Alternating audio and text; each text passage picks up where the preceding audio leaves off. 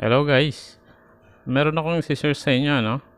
Meron kasi nagtatanong kung paano daw palitan ng font ng KineMaster o KineMaster. Ang gagawin natin ngayon, mag-download tayo ng APK editor galing sa Play Store. At ihanda na rin natin yung ating i-edit na KineMaster app. Kung meron na kayo, ihanda nyo na lang at sundan nyo itong ginagawa ko ngayon.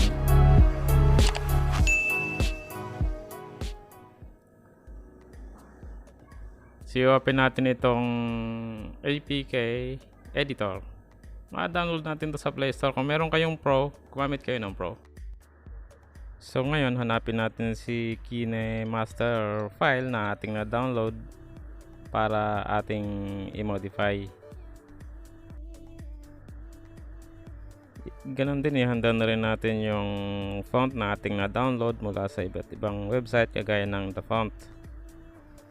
So, ito pipiliin natin yung itong KM Pro 1413. So pagkabukas natin, buksan natin si Assets.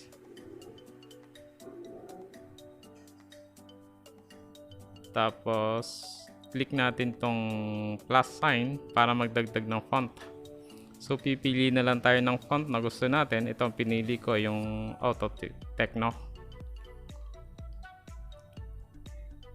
So ayun na-add na yung Auto Techno. At saka para ma-add talaga natin siya, pindutin natin tong smiley com.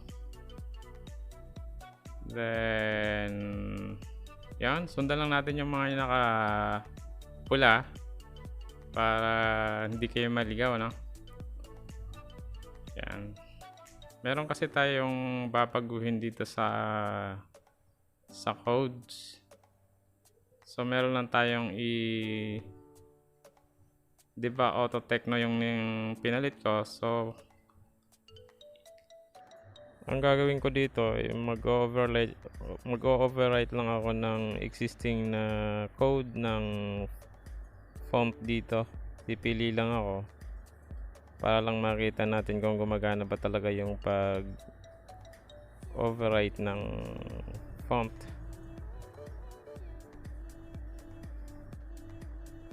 At para makita din natin yung font list na nandun din yung font na ipinasok natin. So yan, hahanapin ko lang yung papalitan, no? So yan, kagaya nito. Yan. Ito si Arial. Si Arial.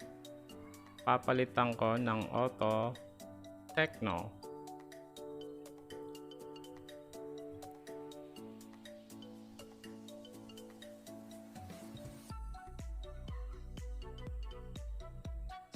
So kung ano yung file na pinasok natin, dapat ganun din yung ita-type natin dito.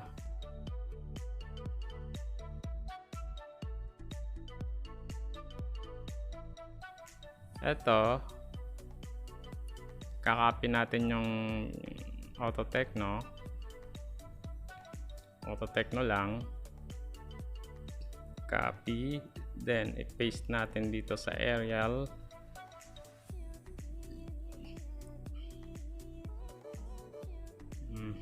Then kompleto siya, may .ttf.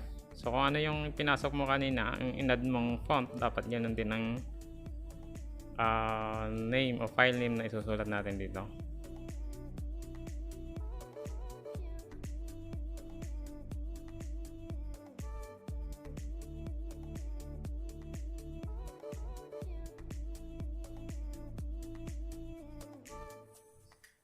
Then sinave ko na siya. Then tingnan lang natin, no? Balikan natin yung back. Ito yung assets, sa loob ng assets. Ito yung Auto Techno. Hanapin natin si Auto Techno. So ayan, yung si Arial. pwede natin niyang burahin. Sa ngayon hindi na muna, hayaan ko lang muna siya, pero pwede ko nang burahin yan. So ngayon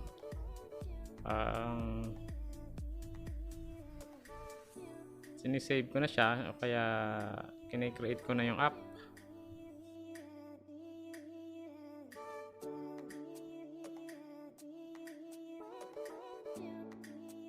So tingnan natin kung papasok yung font na nilagay natin o dinagdag natin. So sa ngayon isa lang muna siya. Guys, huwag kalimutang mag-subscribe na. Share nyo na rin tong video na to para doon naman sa mga nagtatanong kung paano gawin to.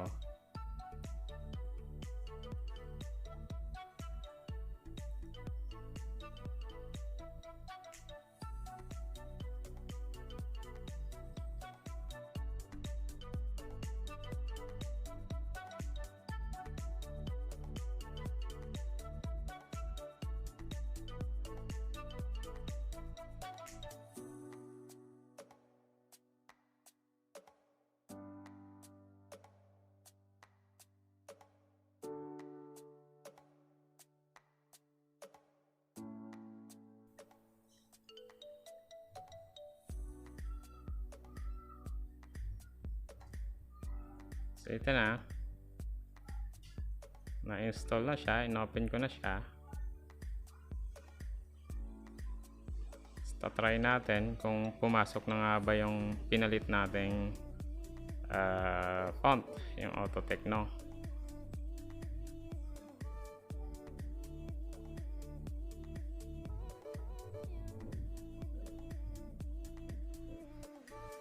So magta-type lang tayo ng kung ano-ano para lang makita lang natin ng yung font na ipinalit natin. Ayan, ito yung mga pangalan ng font. So ayan, si Auto Techno. So ayan, pasok na guys, okay na. Susundan nyo lang yung kaninang ginawa ko para magawa nyo rin sa sarili nyo. So magdadagdag tayo ng isa pa.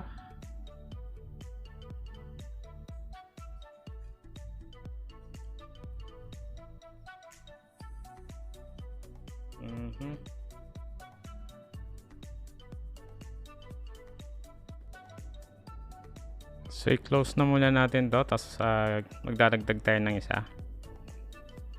So balik tayo dito sa APK file, APK editor, then punta na tayo doon sa select APK from app. So doon na natin i-select doon sa naka-install. So yan, tapos ganoon pa rin, full edit resource, full edit, then click ulit si Smiley.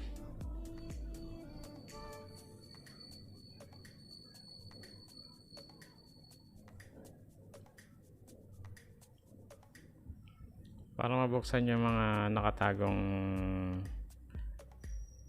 codes. So kailangan, ayan, punta ulit tayo sa assets, tapos magdadagdag ulit tayo ng bagong font na gusto natin. So itong ginawa ko ay paisa-isa lang, pero pwede nyo nang gawin ng sabay-sabay na. So click plus sign, then hanap tayo ng font na gusto natin. So ang dadagdag ko ay yung lethal injector. So ito yung bold. So ayan na, na-add na siya. So punta ulit tayo doon sa Smiley. Hanapin natin yung Smiley. Ayan, Smiley folder. Then com. Then nasa com na tayo. Tapos pindot si next. next trimming, then KineMaster, then font, then a.smiley. So yan, hanapin ulit natin yung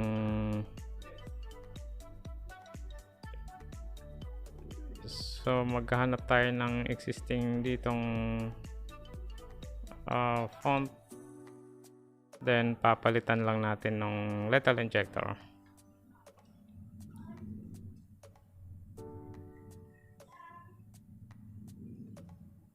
So pipili lang, ayan, ito yung napili kung papalitan natin.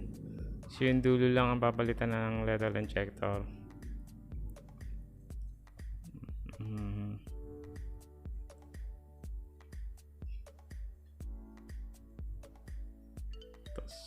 Tapos mamaya i-copy paste natin tong lethal injector para doon sa iba pang line ng kaunti ay i-paste na lang, copy and paste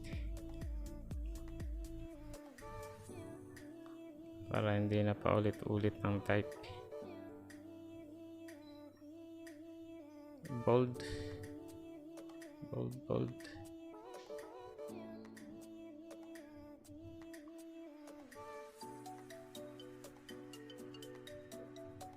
Ayan, copy then paste, select natin and paste. Ganon din dito.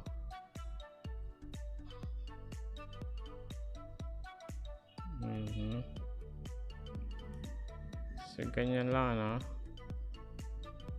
Ito yung makikita dun sa pagbukas mo ng app, pagbukas mo ng font, pagpipili ka ng font. Yan mismo yung makikita natin doon kung ano yung susulat natin dyan. Sulat natin ng lethal, yun din makikita doon. Sulat natin yung lethal injector, yun din ang mag-a-appear doon.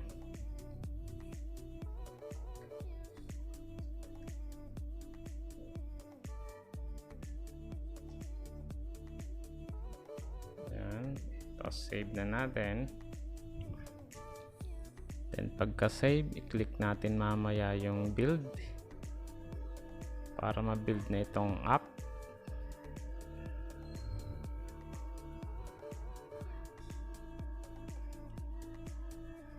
Ayan, yun, pumasok na yung ano, chinek lang natin na pumasok yung in-add nating font, then ayan, binibuild na natin siya. So processing siya.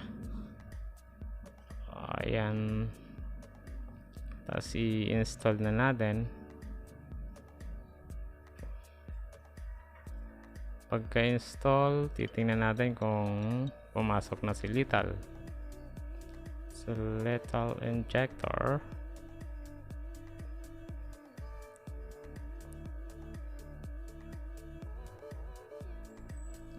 ayan.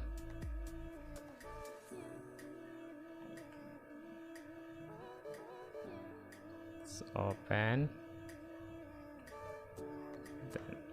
Tingnan natin yung pangalawa nating pinasok, ano.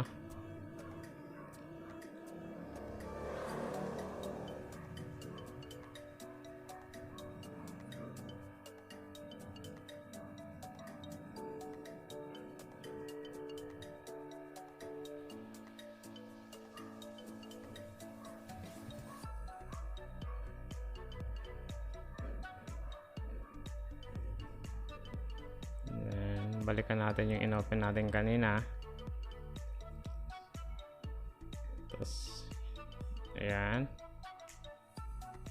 tingnan natin, type ulit tayo ng bago.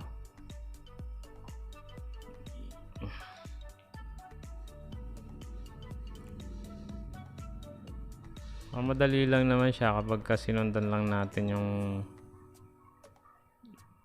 yung ginawa ko.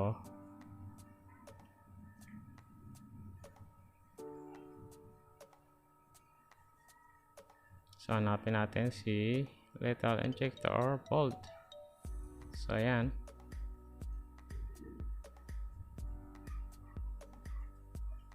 So ayan guys. So kayo naman nang gumawa. Madali lang yan at Huwag kalimutang mag-subscribe, share, para marami ding makagawa ng ginawa natin. Salamat!